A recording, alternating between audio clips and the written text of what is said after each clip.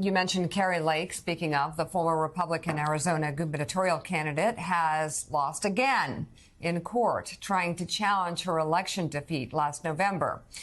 More than 6 months later, a judge in Arizona's largest county has ruled Lake's team has failed to provide evidence that would prove their claims of misconduct relating to the county's signature verification procedures for early ballots. Additionally, the judge found no evidence that alleged misconduct affected the election's outcome. This was Kari Lake's only remaining legal challenge to her election loss.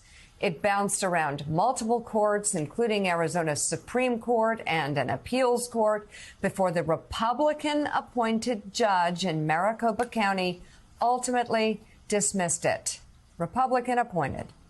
Lake lost to Katie Hobbs by over 17,000 votes.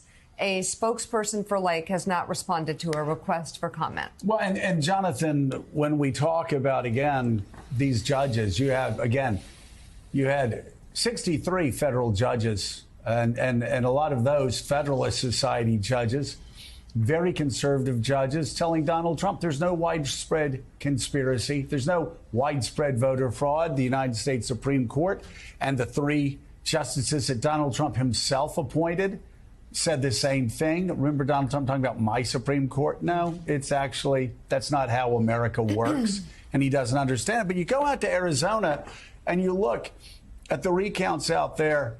One Republican organization after another Republican organization after another Republican organization after another Republican judge, you name it, in Maricopa County, you had Republicans repeatedly recounting, rechecking. You had the ninja nerds, or whatever they're called, cyber dorks, whatever they're called. They went out and actually recounted it, and they actually added to Joe Biden's vote totals. The same's happening in the gubernatorial race.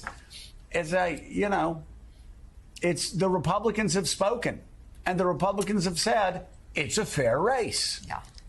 It's a fair race. Cyber ninjas, but cyber dorks works.